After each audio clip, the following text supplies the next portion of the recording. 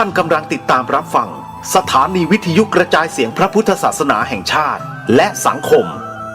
คลื่นเพื่อการศึกษาพระพุทธศาสนาและวัฒนธรรมระบบ FM 104.5 เมกะเฮิรตซ์รายการต่อไปเป็นรายการคดีโลกคดีธรรม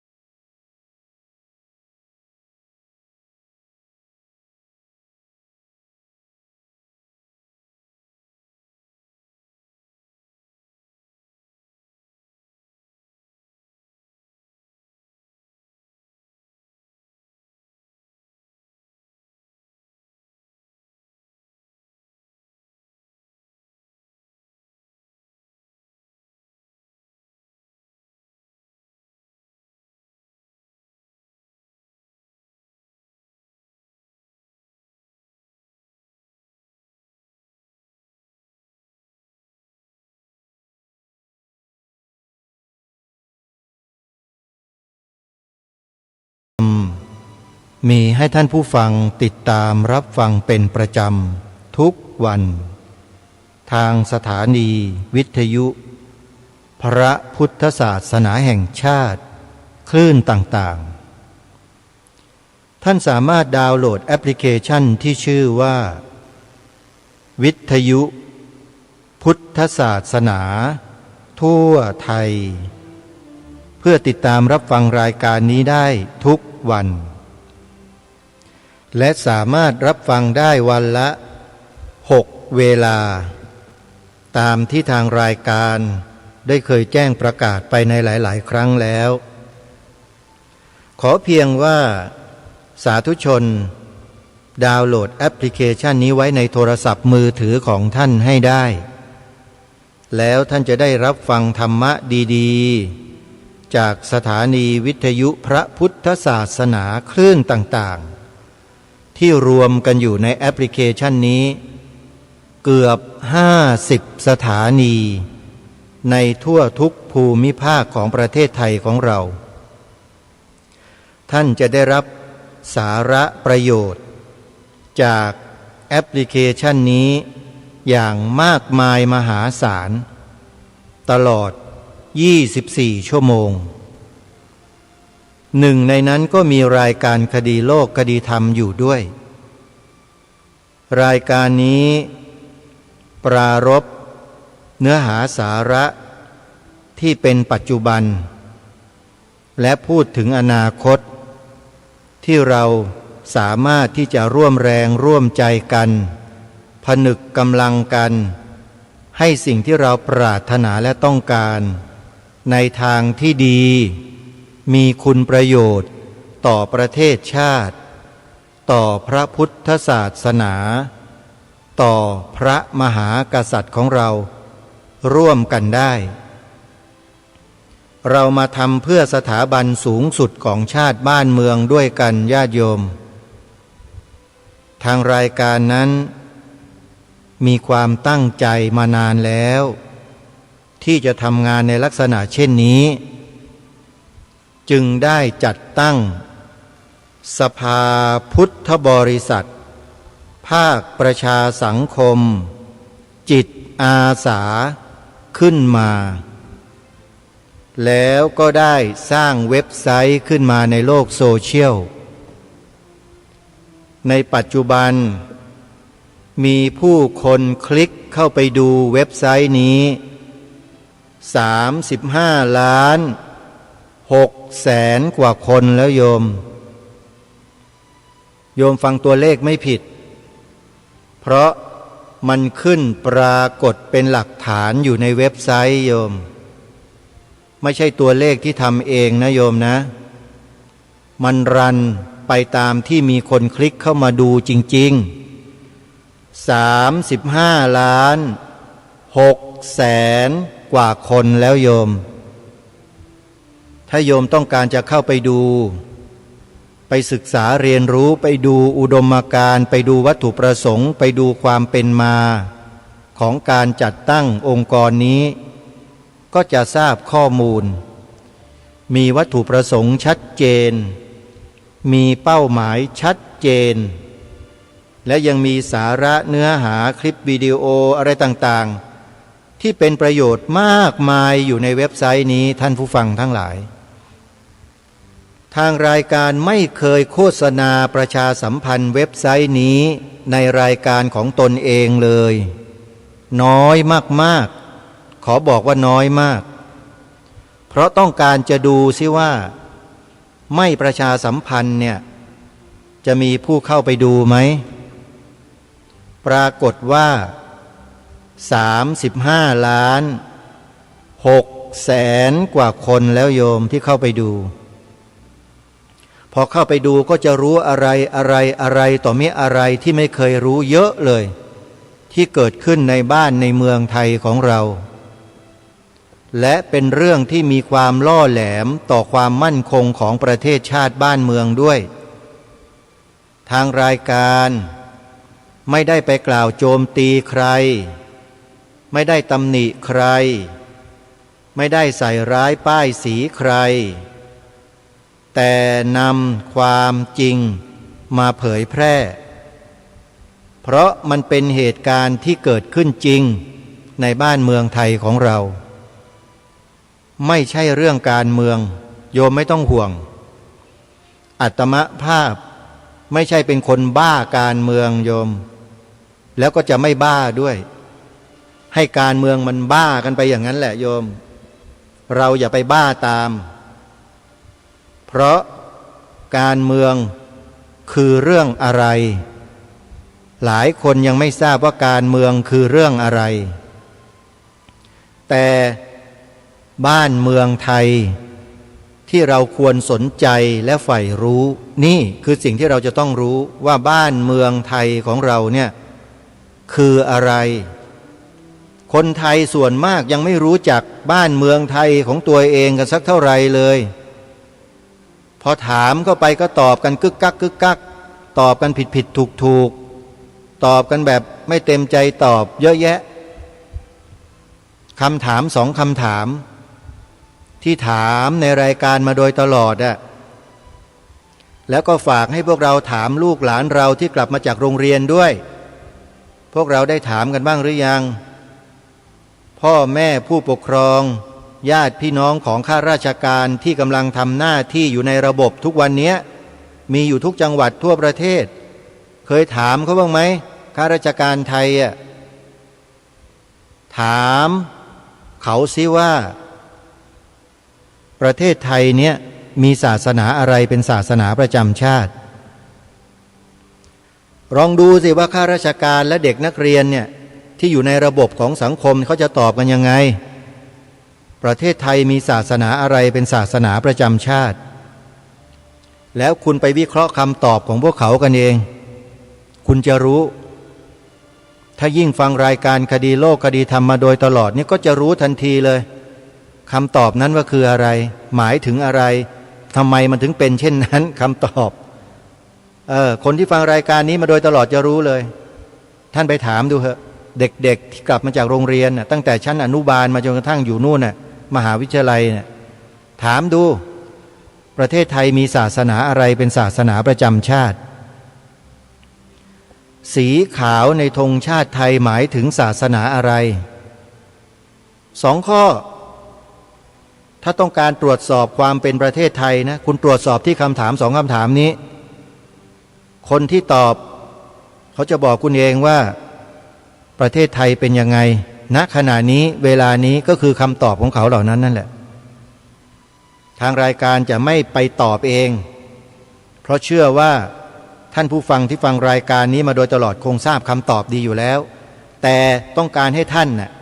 ถามคนที่ท่านรู้จักโดยเฉพาะลูกหลานท่านพี่น้องท่านที่อยู่ในระบบราชการไทยเนี่ยถามเขาหน่อยสิถามเพื่อให้ท่านน่ะได้รู้จักไงว่าประเทศไทยตอนนี้มันเป็นยังไงทั้งเด็กเยาวชนด้วยถามสองข้อนี้นะหนึ่งประเทศไทยมีศาสนาอะไรเป็นศาสนาประจำชาติสองสีขาวในธงชาติไทยหมายถึงศาสนาอะไรสองข้อพอจริงๆอยากจะถามข้อที่สามเนี่ยมีความปรากฏอยู่ที่หน้าค่ายของทหารทุกแห่งทั่วประเทศอาตมาภาพก็จะถามนี่แหละแต่ไม่ถามเดี๋ยวไว้ถามทีหลังถ้าใครเคยฟังรายการนี้เคยถามมาแล้วหมายถึงอะไรถามคนที่ทำงานอยู่ในรั้วนั่นแหละถามตรงๆเลยหมายถึงอะไรก็คำตอบเขาก็คือบ่งบอกถึงสถานการณ์ของประเทศไทยปัจจุบันเหมือนกันคำตอบเหล่านี้จะบอกสถานการณ์ของประเทศได้เลยท่านเชื่อไหมท่านลองถามดูนะไม่เชื่อลองถามดูดิท่านจะรู้สถานการณ์ประเทศไทยทันทีถ้าตอบตรงตอบถูกประเทศไทยปกติและดีด้วยแต่ถ้าตอบไม่ตรงตอบผิด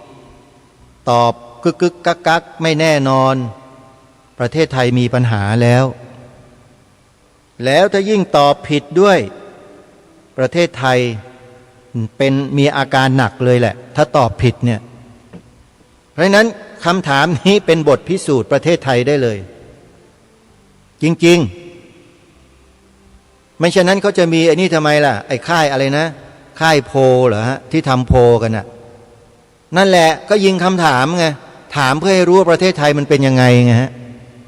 ทีนี้เราถามครอบครัวเราเองคนที่อยู่ในครอบครัวเราญาติพี่น้องเราที่เขารับราชการอยู่และที่เป็นเด็กนักเรียนที่กลับมาจากโรงเรียนทุกวันเนี่ยถามเขาถามเพื่อให้ได้รู้ว่าประเทศไทยตอนนี้มันเป็นยังไงนี่แหละคือสิ่งที่ต้องการให้พวกเราได้ทำกันไม่ได้ทำไปเพื่ออะไรหรอกให้พวกเราได้รู้ไงเมื่อท่านทั้งหลายรู้คำตอบจากคนเหล่านั้นแล้วและรู้แล้วว่าสถานการณ์ประเทศไทยเป็นยังไงทีนี้ท่านก็พิจารณากันเองว่าท่านจะทำยังไงกับสถานการณ์เช่นนั้นเนี่ยเห็นไหมฮะทุกอย่างมันเป็นสเต็ปไปหมดเป็นขั้นเป็นตอนก่อนที่มันจะมาเป็นอย่างเนี้ยมันก็มีการกระทำมาเป็นขั้นเป็นตอนเป็นสเต็ปใช้เวลาเป็นขั้นเป็นตอนเป็นสเต็ปมีการวางแผนมีการวางตัวบุคคลมีอะไรต่างๆแล้วก็กระทำการไปตามสเต็ปตามข้อกำหนดตามแผนที่กำหนดอะไรต่างๆเหล่านี้มันจึงเป็นอย่างนี้นะฮะทุกอย่างมีเหตุหมดแหละท่านมันไม่ใช่ไม่มีที่มาไม่มีที่ไปเมื่อไหร่มีทั้งนั้นแหละแต่เราจะรู้จักไปสืบไปค้นไปหามันเจอหรือเปล่าเท่านั้นทางรายการนั้นท่านที่ฟังมาโดยตลอดก็คงจะทราบดีนะว่าเป็นคนที่นั่งเฉยๆแล้วมานั่งเทียนพูดหรือเปล่าถ้าใครว่าอาตมานั่งเทียนพูดเนี่ยระวังตัวให้ดีนะเนี่ยเดี๋ยวจะกลายเป็นพวกนั้นน่ะนี่คือสิ่งที่อยากจะบอกพวกเราคนไทยทุกวันนี้ทั้งพระทั้งโยมนะครับอย่าประมาทนะครับท่านวันนี้ก็เลยเปิดเพลงอย่าประมาทเมื่อจบไปเมื่อสักครู่เนี่ยเป็นเพลงอย่าประมาทเป็นเพลงที่ศูนย์วิปัสสนานิมิตใหม่สังเวชนียสถานแขวงทรายกองดินเขตคลองสามวากรุงเทพเป็นผู้สร้างสรรค์ผลงานเพลงเหล่านี้ขึ้นไว้ทางรายการต้องขอบคุณศูนย์วิปัสสนานิมิตใหม่โดยพระอาจารย์มนตราจิตตภาโรท่านได้สร้างสรรค์ผลงานที่ยอดเยี่ยมเหล่านี้เอาไว้ให้พวกเราทางรายการนั้นจึงขออนุญาตนำเพลงของท่านเนี้ยมาเปิดในรายการเป็นครั้งแรกเปิดตอนต้นรายการเนี่ยเป็นครั้งแรกโยมเพื่อจะบอกกับพวกเราท่านทั้งหลายว่าพวกเราสร้างสรรค์อะไรที่ดีๆให้แก่สังคมกันนี้ได้ทำได้ทั้งพระทั้งโยมทำกันได้ทั้งนั้นแหละ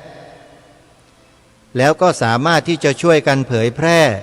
ช่วยกันกระจายสิ่งที่ดีๆเหล่านี้ได้เหมือนกันเมื่อทางรายการเห็นว่าบทเพลงเหล่านี้มีเนื้อร้องมีทำนองมีดนตรีที่ไพเราะน่าฟังมากก็เลยนำมาเปิดให้พวกเราได้ฟังกันแล้วต้องขออนุโมทนาบุญกับบริษัทแกรมมี่โกที่อนุญาตให้ใช้ซาวด์ดนตรีเพลงของค่ายให้ศูนย์วิปัสสนานิมิตใหม่นำมาประกอบกับเนื้อร้องทำนองแล้วก็เผยแพร่ได้นี่คือบุญคือกุศลญาติโยมต้องขอบคุณแกรมมี่โกเขานะที่เขาให้ยืมซาวด์ดนตรีแท้ๆของเขาเนี่ยมาใช้เป็นเพลงธรรมะศูนย์วิปัสสนานิมิตใหม่ก็เลยผลิตและเผยแพร่ทางรายการก็ต้องประกาศให้พวกเราได้ทราบโดยทั่วกันว่าเพลงเหล่านี้มีที่มาที่ไปเดี๋ยววันพรุ่งนี้มาฟังอีกเพลงหนึ่ง ชื่อเพลงว่าเข้าวัดฟังธรรมคอยติดตามรับฟังนะโยมเพลงพรุ่งนี้พอขึ้นอินโทรดนตรีอินโทรขึ้นมาโยมอย่าเพิ่งตกใจแล้ววิ่งหนีกันนะบอกแล้วไงว่าแกรมมี่โกเขาให้ยืมซาวดนตรีมาพอซาวดนตรีขึ้นอินโทรโยมก็นึกถึงแต่เพลงรักๆใคร่ๆเนื้อหาที่เขาทำกันน่ะไม่ใช่นะโยมอย่าเข้าใจผิดนี่ไงเห็นไหมอิทธิพลของสื่อเห็นบางโยมเห็นยังเห็นไหมล่ะอิทธิพลของสื่อเนี่ยมันรุนแรงแค่ไหนอ่ะพอซาวดนตรีอินโทรขึ้นมาโยมนี่ฝังใจเลยมาแล้วเพลงพวกนี้มาแล้วทำไมพระต้องนำมาเปิดด้วยบางคนก็คิดไปก่อนแล้วพระเปิดเพลงนี้ได้ไงเนี่ยนะหลายคนนี่ไวมากปฏิกิริยาฉับไวเหมือนกับอะไรก็ไม่รู้แต่ไม่ใช่มนุษย์นะปฏิกิริยาที่ฉับไวมีจิตใจไหลไปสู่อกุศลนี่ไม่ใช่มนุษย์นะโยมแต่เป็นอะไรก็ไม่รู้แต่ถ้าเป็นมนุษย์มีปฏิกิริยาฉับไวเหมือนกันแต่เป็นไปเพื่อกุศลในที่นี้ก็หมายถึงมีสติสัมปชัญญะในการรับฟังแล้วก็จะไม่หลงไปตามเสียงดนตรีเหล่านั้นไปในทางที่ไม่ชอบเขาจะเงี่ยหูฟังและตั้งใจว่าเนื้อร้องที่จะขึ้นมานั้นว่าอย่างไรอย่างวันนี้เพลงอย่าประมาทเป็นพระพุทธดำรัสครั้งสุดท้ายของพระสัมมาสัมพุทธเจ้าที่บอกกับเหล่าสาวกว่าอย่าประมาทนะพวกเธอสังขารร่างกายนี้เสื่อมไปสิ้นไปเป็นธรรมดา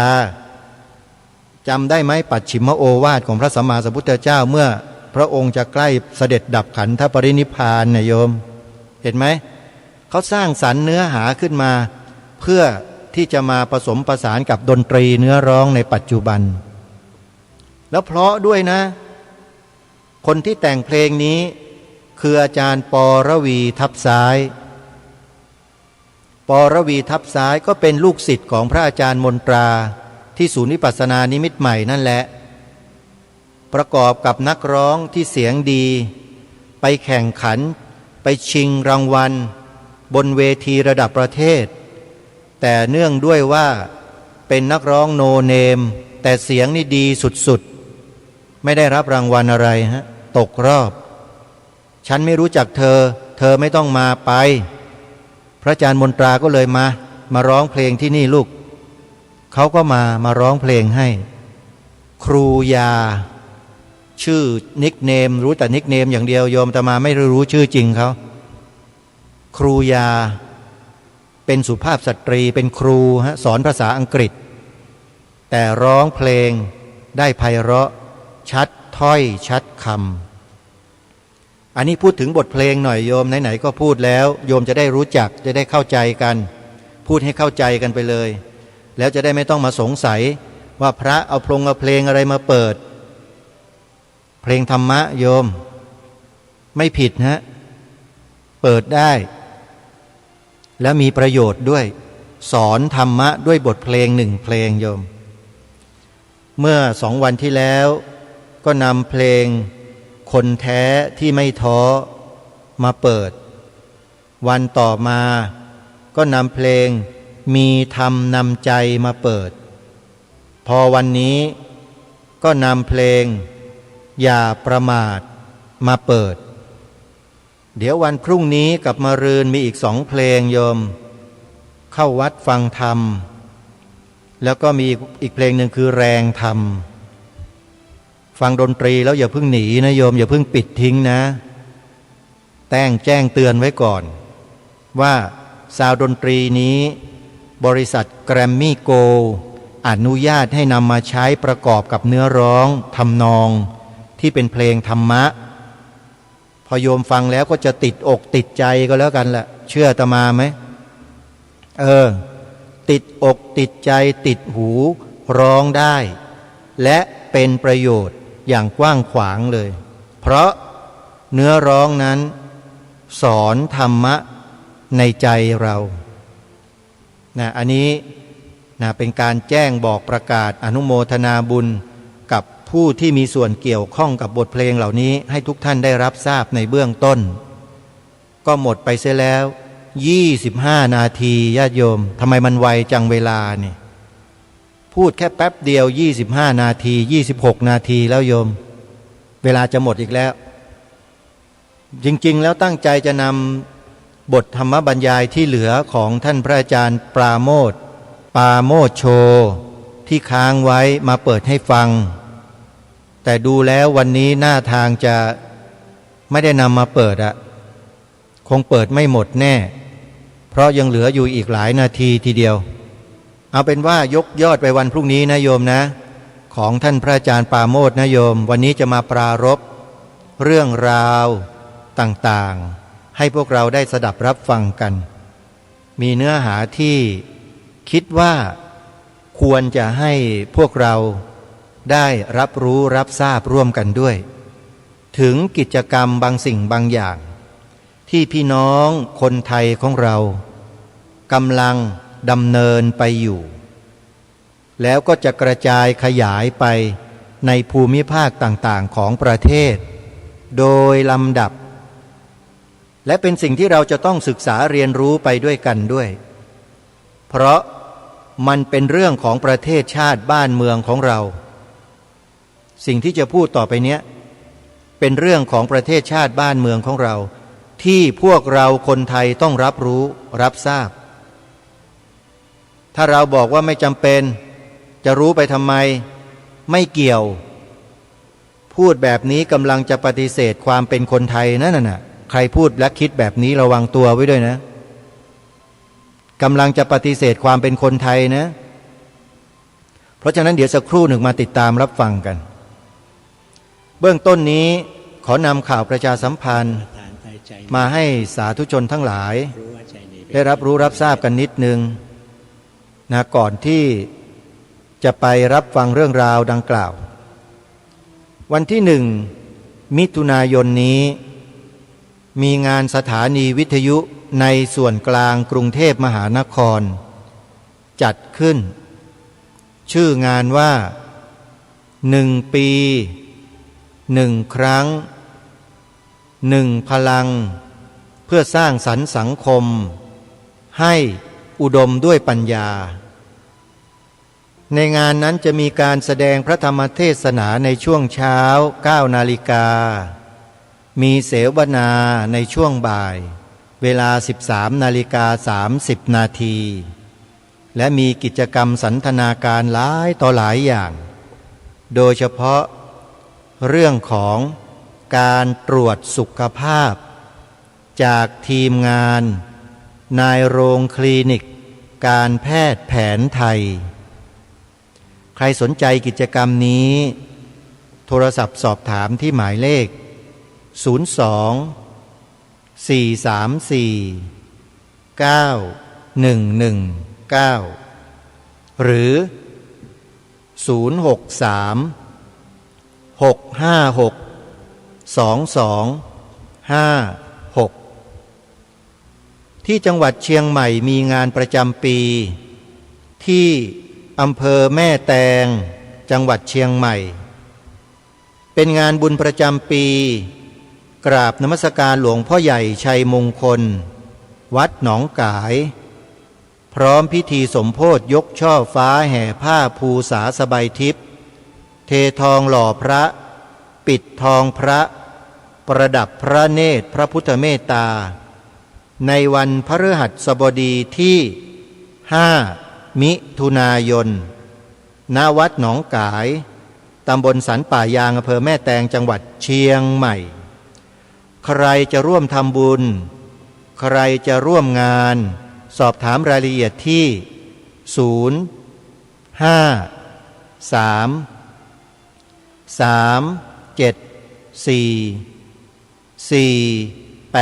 051-374-488ถึง9หรือโทรศัพท์มือถือ0817656469ขอเชิญร่วมงานเททองหล่อพระประธานประจำอุโบสถ มีพระนามพระพุทธอนันตชินณวัดก่อบกรัตนารามตำบลควนรูอำเภอรัตภูมิจังหวัดสงขลาในวันที่7มิถุนายนศกนี้ทำพิธีเททองหล่อ 15:39 นาทีท่านใดจะร่วมบุญก็ขอเรียนเชิญเจริญพรไปร่วมงานกันได้ตั้งแต่วันที่6มิถุนายนจะมีการเจริญพระพุทธมนต์สมโภชแท่งทองเหลืองที่จะเข้าพิธีหล่อด้วยโยมนะใครไปร่วมงานก็ขอเชิญได้วันที่25มิถุนายนถึง4กรกฎาคมวัดศรีอุดมวงศ์ตำบลศรีสงครามอำเภอวังสะพุงจังหวัดเลยจัดงานปริวาสกรรม10 วัน10 คืนมีการปฏิบัติธรรมบวชเนกขัมมะสาธุชนทั่วไปสามารถร่วมกิจกรรมได้ติดต่อสอบถามรายละเอียดร่วมบุญกับทางวัดได้ที่หมายเลขโทรศัพท์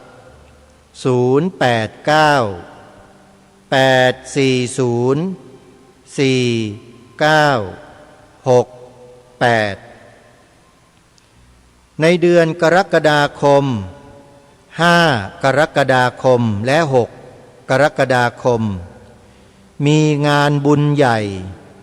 อุปสมบทหมู่ที่วัดป่าอาเจียงตำบลหนองบัวอำเภอท่าตูมจังหวัดสุรินทร์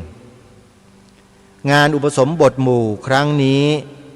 ไม่เหมือนกับที่ไหนๆในประเทศไทยเพราะจะใช้ช้างโขลงใหญ่จำนวนเป็นร้อยๆเชือกมาทำการแห่นาคเข้าวัดขบวนช้างแห่จำนวนมากมายเป็นร้อยเชือกจะนำนาคที่สมัครอุปสมบทในแต่ละปีเข้าไปสู่วัดป่าอาเจียงแล้วก็ร่วมประกอบพิธีบายสีสู่ขวัญแล้วก็อุปสมบทในช่วงบ่ายวันที่6 กรกฎาคมวันรุ่งขึ้นเป็นวันฉลองก็นิมนต์พระสงฆ์รับบาตรโดยมีช้างจะนำของใส่บาตรมอบให้กับเจ้าภาพเพื่อร่วมใส่บาตรกับช้างโยมงานนี้เรียกว่า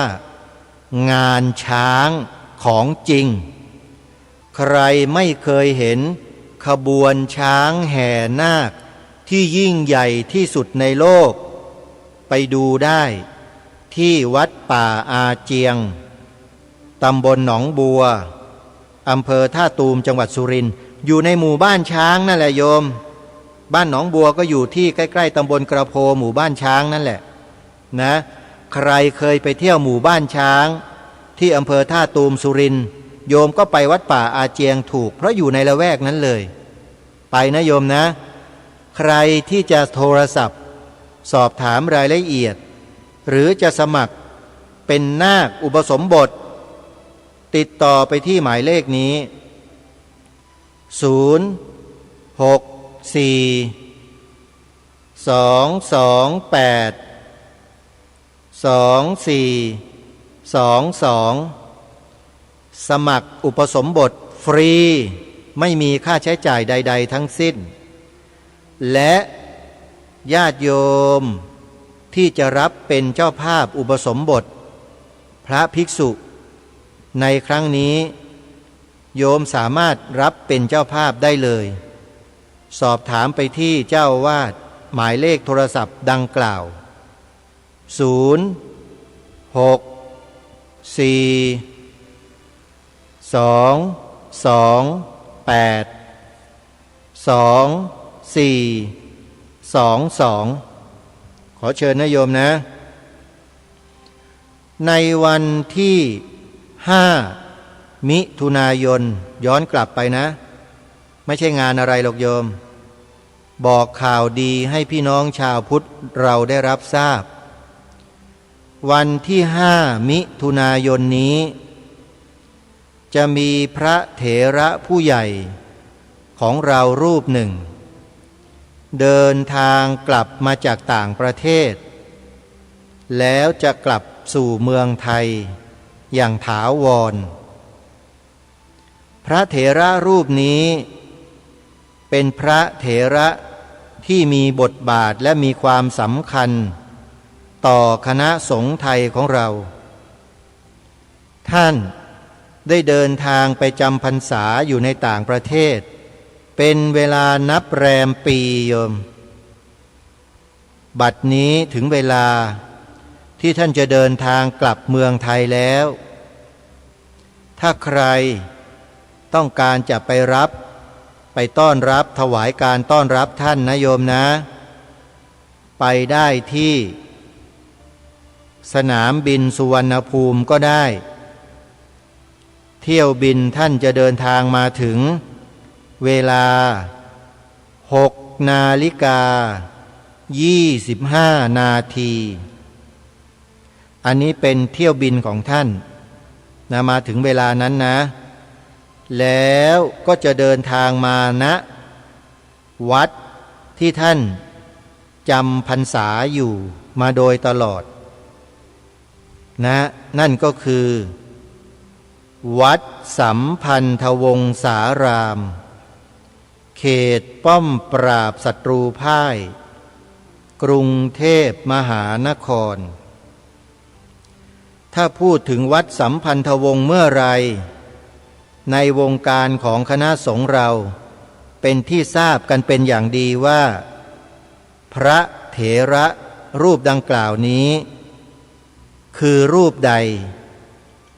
ก็ขอแจ้งบอกพระเถรานุเถระพุทธบริษัทของเราโดยทั่วไปให้ทราบว่าพระเดชพระคุณท่านเดินทางกลับเมืองไทยแล้วโยมในวันที่5 มิถุนายนที่จะถึงนี้นะโยมนะก็ขอแจ้งให้กับทุกฝ่ายได้ทราบรายละเอียดต่างๆนั้นก็คงจะขอสงวนสิทธิ์เอาไว้เพราะว่าไม่ต้องการให้เอิกกระเริกและเป็นที่ตกอกตกใจของอะไรต่อมิอะไรนะโยมนะก็ไปต้อนรับกันนะโยมจะไปที่สนามบินหรือจะมาคอยถวายการต้อนรับพระเดชพระคุณท่านที่วัดสัมพันธวงศ์ก็ได้นะโยมวันไหนวันที่5 มิถุนายนตรงกับวันพฤหัสบดีเอาละท่านสาธุชนข่าวประชาสัมพันธ์บอกบุญบอกอะไรต่างๆก็มีเพียงเท่านี้เวลาเหลือไม่ถึง10 นาทีเห็นไหมฮะวันนี้ก็เลยจะมาปรารภเรื่องที่กำลังเป็นที่สนใจกำลังเป็นไปอยู่ในปัจจุบันให้เราทราบสักเล็กน้อยเป็นข้อคิดแล้วเดี๋ยววันพรุ่งนี้ฟังหลวงพ่อปราโมทย์กันต่อนะโยมนะคือเรื่องของพระสงฆ์ที่ถูกกล่าวหาว่ากระทำความผิดแต่ยังไม่ได้เป็นความผิดแต่มนุษย์เราในสังคมก็ไปตีตราท่านว่าผิดอันนี้บาปมากนะโยมบาปมหันต์เลยเหมือนกับพระเถระผู้ใหญ่เราที่ถูกปลดถูกสึกจับเข้าไปขังในคุกที่ผ่านมาเหมือนกันพวกเราไม่รู้ความจริงความผิดความถูกยังไม่ปรากฏเพราะศาลยังไม่ตัดสินอะไรถึงที่สุดเนี่ยพวกเราก็ไปด่าท่านซะไปพูดให้ท่านเสียหายซะมากมายก่ายกองขอบอกเลยว่าคนที่กระทำหรือคิดหรือพูดเช่นนั้นเนี่ยได้กระทำกรรมที่บาปมหันต์ลงไปแล้วโยมถ้าจะแก้ได้นะมีวิธีเดียวถือขันธูปเทียนแพดอกไม้ไปกราบขอขมาท่านที่วัดว่าตัวเองสำนึกผิดแล้วได้กระทำผิดต่อพระเดชพระคุณท่าน ด้วยการใช้วาจาด้วยการกล่าวหาใส่ร้ายป้ายสีด้วยการด่าทอหรืออะไรก็แล้วแต่เธอโยมยกเอาความจริงที่โยมกระทำกับท่านเนี่ยไปบอกท่านแล้วเสร็จแล้วก็กราบขอขมาให้ท่านได้อดโทษอย่าได้เอาผิดอย่าได้ถือโทษโกรธเคืองขอให้ท่านยกโทษให้ด้วยข้าพเจ้าสำนึกผิดสำนึกบาปแล้วมีวิธีเดียวที่จะแก้ได้คือกราบขอขมาท่านเท่านั้นถ้าเป็นอาตมานะโยมจะรีบไปกราบขอขมาเลยจะได้หมดเวรหมดกรรมกันแต่ถ้าใครไม่ไปนะกรรมนั้นจะตามไปให้โทษทุกภพทุกชาติไม่มีวันสิ้นสุดบอกได้เลยนะว่าไม่มีวันสิ้นสุดนะจนกว่าคนคนนั้นน่ะจะเข้าถึงพระนิพพานนู่นน่ะถึงจะหลุดได้นะฮะกรรมด้วยวาจานี่เป็นกรรมที่แรงนะโยมเป็นกรรมที่แรงมากด้วยนะถึงขนาดเป็นอนันตริยกรรมได้เลยนะโยมกรรมที่เกิดจากทางวาจาเนี่ยเป็นอนันตริยกรรมได้นะเหมือนกับนางจินจมาวิกาที่ด่าพระพุทธเจ้ากล่าวหาพระพุทธเจ้าเห็นไหมพระสุปปพุทธะเห็นไหมโทนธรณีสูบกันทั้งนั้นเห็นหรือยังเป็นอนันตริยกรรมด้วยเพราะฉะนั้นอย่าทำเป็นเล่นไปนะโยมใครที่เขียนข้อความไปด่าไปว่าไปตำหนิไปใส่ร้ายป้ายสีครูบาอาจารย์ทั้งหลายเนี่ยโดยที่ท่านยังไม่มีความผิดเนี่ยโดยเฉพาะอดีตท่านเจ้าคุณแย้มเนี่ยโยมบาปนะโยมบอกนะว่าบาปมากด้วยรีบไปขอขมาท่านนะถ้ายังขอไม่ได้ก็ให้นึกในใจไว้ว่าข้าพเจ้าได้กระทำความผิดข้าพเจ้าได้กระทำความผิดต่อท่านขอเทพเทวาได้โปรดได้รู้ได้ถึงเจตนาของข้าพเจ้าข้าพเจ้าต้องการไปกราบขอขมาท่านแต่โอกาสยังไม่เหมาะยังไม่ควรยังไม่ได้ข้าพเจ้าขอติดไว้ก่อนพอท่านได้ความบริสุทธิ์กลับมาข้าพเจ้าจะไปกราบท่านถึงวัดเลยตั้งใจไว้อย่างนี้โยมกรรมที่มันจะเดินไปเนี่ยมันจะได้ระงับเอาไว้แค่ตรงนั้นก่อนเขาเรียกว่าติดดิสเบรกให้กับกรรมไว้ก่อนโดยตั้งเจตนาไว้ไม่ใช่ปล่อยไปเลยไม่ใช่เฉยๆนั่นแหละเฉยๆเนี่ยตัวดีนะกรรมน่ะชอบมันจะกัดกินจิตใจไปเรื่อยๆกัดกินเกราะกำบังที่เป็นบุญเป็นกุศลที่เคยทำมาเนี่ยจะถูกกัดถูกกร่อนไปเรื่อยๆบาปกรรมทั้งหลายมันก็จะเพิ่มพูนขึ้นเรื่อยๆเพราะฉะนั้นใครไม่ต้องการจะให้เป็นเช่นนั้นตั้งจิตเอาไว้ข้าพเจ้านี่สารภาพกับตัวเองนี่แหละนะตั้งใจเลยบอกเทวดาท่านให้ทราบให้เทวดาเป็นสักขีพยาน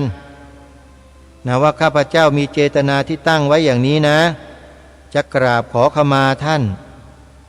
แต่โอกาสยังไม่ได้จึงขอฝากท่านเทวดาช่วยเป็นสักขีพยานให้แก่ข้าพเจ้าด้วยข้าพเจ้าตั้งใจแล้วกรรมนั้นก็จะเบาลงโยมแล้วก็ติดดิสเบรกเอาไว้ยังไม่ให้ผลต่อไปมันทบต้นทบดอกนะกรรมเนี่ยจะบอกให้นะถ้าเราไม่รีบแก้ไขเนี่ยเดี๋ยวเหอะพอถึงเวลานั้นจะรู้กันเองนี่คือมาเตือนกูด้วยความหวังดีนะโยมนะก็ขอฝากไว้ใครที่ยังเป็นเช่นนั้นอยู่ก็ขอให้พวกท่านทั้งหลายเลิก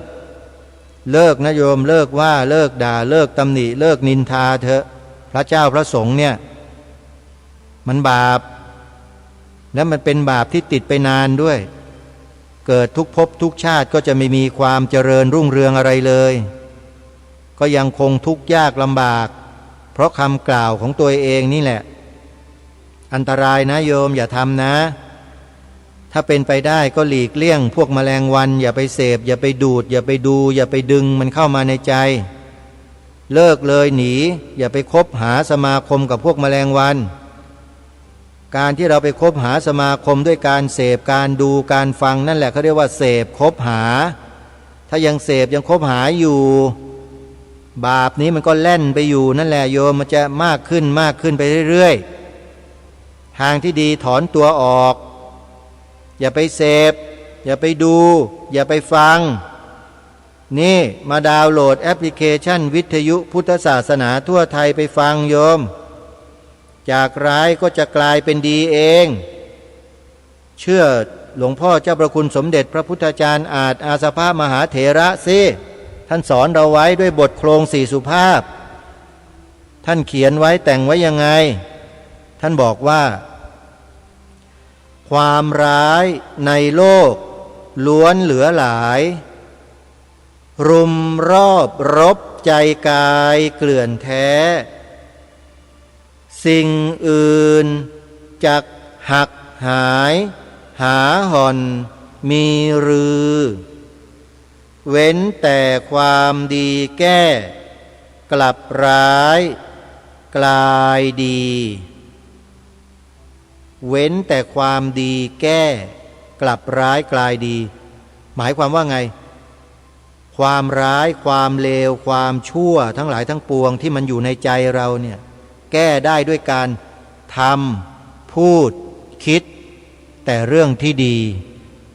เหมือนกับนำเอาน้ำใสมาใส่ในน้ำขุ่นในแก้วทุกวันทุกวันนะโยมแล้วเดี๋ยวน้ำขุ่นมันก็จะกลายเป็นน้ำใสไปนั่นเองเห็นไหม